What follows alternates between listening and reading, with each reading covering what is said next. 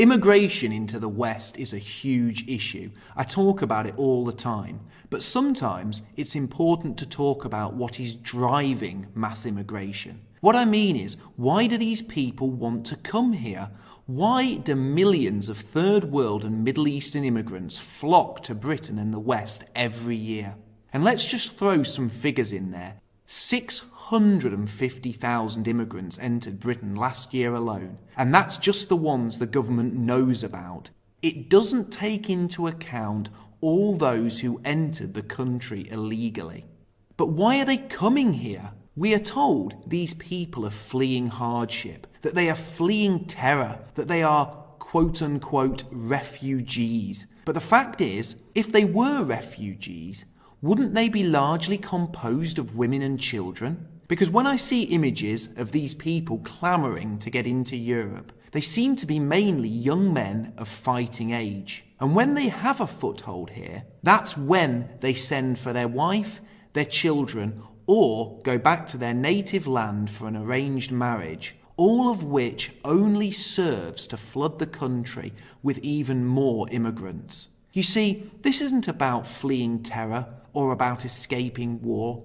It's about economics. These people are nothing more than economic migrants, and they are attracted to countries like Britain because our welfare state and benefit system will hand them everything on a place to live, utility bills paid for, free money, operations on a health service, free dentistry, you name it, they can have it. And if they can't articulate what they want because they don't even speak English, don't worry, the government will pay for an interpreter at a huge sum per hour to ensure they can tell us exactly what they desire.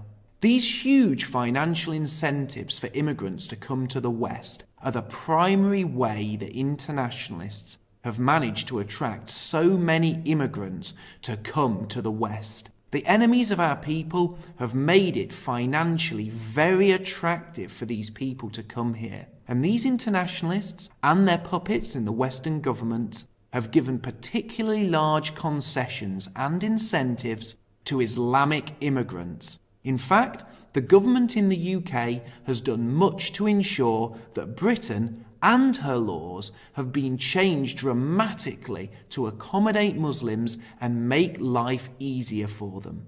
But wait a minute, the Liberal will say. Immigration enriches Britain and the West in general. Wave upon wave of immigrants from all over the world has grown our economy and made Britain and the West more prosperous.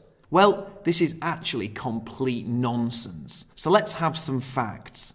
The British government spends a minimum of $13 billion a year from tax revenues on unproductive Muslims, at a time when the government is trying to create £12 billion in annual cuts by targeting the handicapped, the elderly and the poor amongst our own people.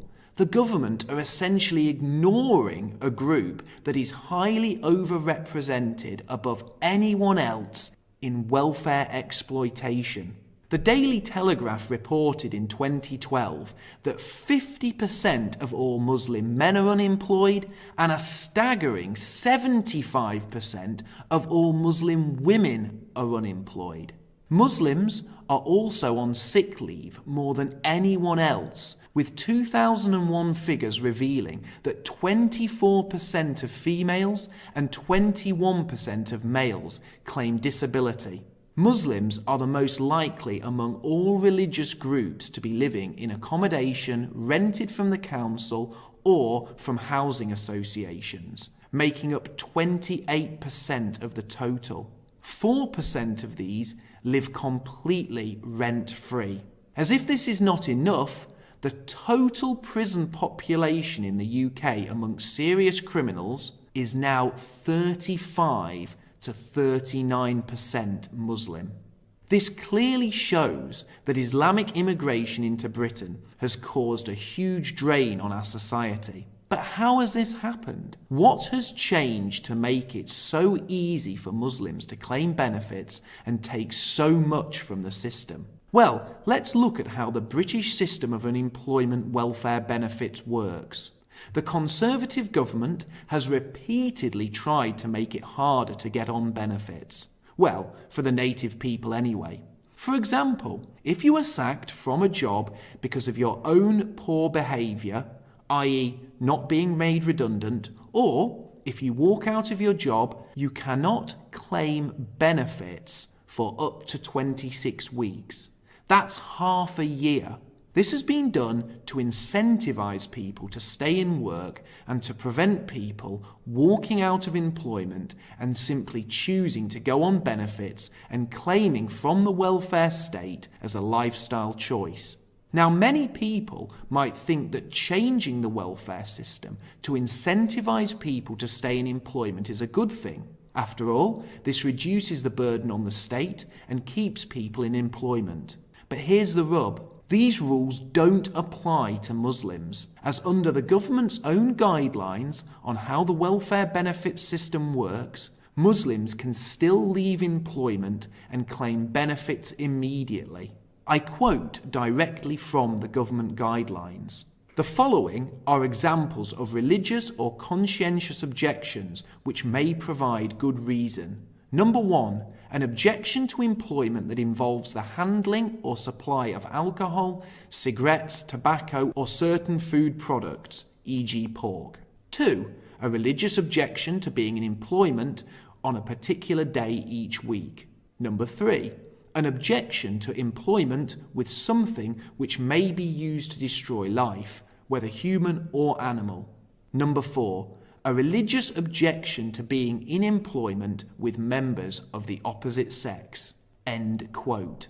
So essentially, all a Muslim has to do to get out of work is to cite strong religious convictions and an opposition to carrying out work which conflicts with his or her religious beliefs. This is highlighted in cases of Muslim shop workers in British supermarkets who have refused to serve certain products, such as alcohol and pork. Any other employee would have been sacked for this and would not be allowed to claim benefits. However, under new British government guidelines, Muslims who do this would be in their rights not to do their job, and if they were sacked or left employment, would have full rights to claim benefits. Here is an example the government gives from the same document, and I quote, "Nazir is a machine operator and has worked in a small factory for 5 years on a bench by himself away from other operators. Due to a reorganisation of the factory floor and how tasks are to be performed, Nazir is told he will have to go to work as part of a team comprised of women co-workers. Nazir explains to his employer that his religion forbids him from working in close quarters with women who are not his own family and requests that he be allowed to continue to work by himself or in a male-only group. The employer says they cannot accommodate Nazir's request as they do not have enough male operators to make up a team. The new processes are to cut costs and it is no longer possible to provide him with space separately on his own. The policy is to make all the operators multi-skilled and flexible rather than to concentrate on being skilled in just one part of the process. Nazir leaves the job." End quote. I have placed a link to this government document in the description of the video below. So as you can see, the government have made it very easy for Muslims to walk out of work on religious grounds. And this may well be a very valid reason as to why their levels of unemployment are so high. Whereas native Brits could not walk out of employment and onto welfare benefits, Muslims can, giving them a fast track to an easy life.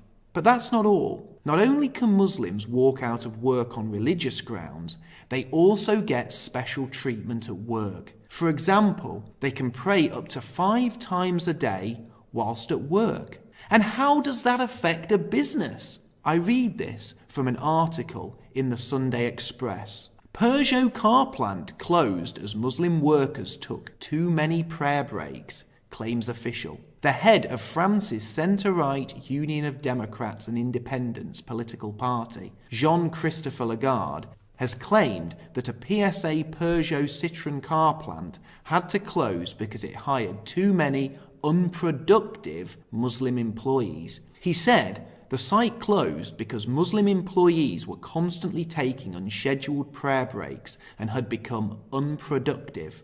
It's the truth. A Peugeot official told me that it was one, but obviously not the only, of the reasons the plant was shut down.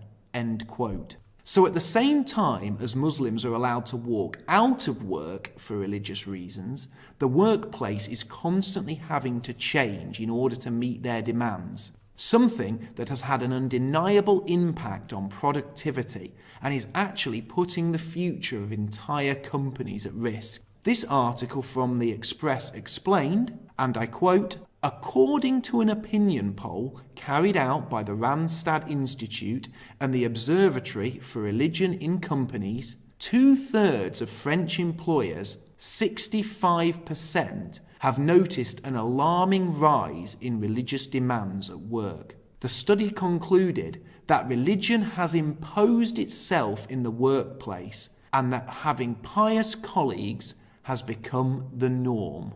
End quote. And this isn't just happening in France. So how does the so-called conservative British government aim to tackle this problem of unemployment amongst the Islamic community? Well, they don't. They intend to pander to them even more. Whatever happened to the old saying, "When in Rome, do as the Romans do"? The government recently issued a report titled "The Government Response to the Women and Equalities Committee Report on Employment Opportunities for Muslims in the UK." And I quote from that report, "The government must work to rebuild trust with Muslim communities by adopting an approach to integration which focuses on how it improves the life chances of disadvantaged communities, rather than through the lens of counter-extremism. The government must set out how it will address the challenge and work to achieve equality for British Muslims. This aim is distinct and should be separated from the government's work to challenge extremism. The Prime Minister has made clear that her priority is to make Britain a country that works for everyone, and that no one should be held back because of their race, gender, or religion. This means tackling injustices and inequalities, including amongst deprived and ethnic minority communities." Dame Louise Casey's independent review, published on the 5th of December 2016, has made a number of recommendations on how we can go further to boost opportunity and integration in the most isolated and deprived communities in Britain. The government will be responding to the findings of the Casey review in due course. Key to this is the drive to improve the quality of data so that employers, universities, and the government can all play their part in helping Muslim people achieve their potential. A lack of comprehensive data is hindering analysis of the barriers that Muslim people face in achieving equality of opportunity. End quote. So there you have it. Read the document yourself. Again, I have placed a link to it in the description of the video below.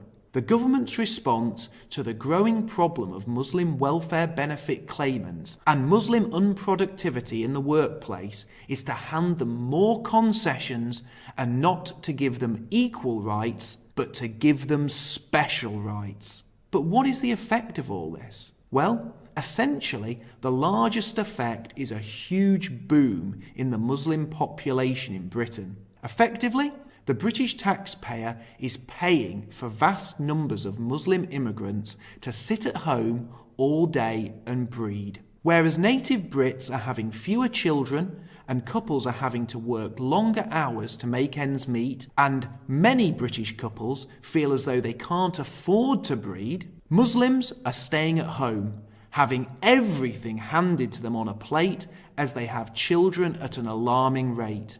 And of course, while the government is eager to recognise Islamic beliefs in the workplace, they do not recognise Islamic marriage. which means Muslims can have multiple wives without being prosecuted for bigamy, which of course means they are having multiple children by multiple women who are classed by the British state as unattached mothers, and therefore, essentially, they are getting paid to have children. And who are the ones paying for all this? The British taxpayer, who is of course overwhelmingly white and non-Muslim.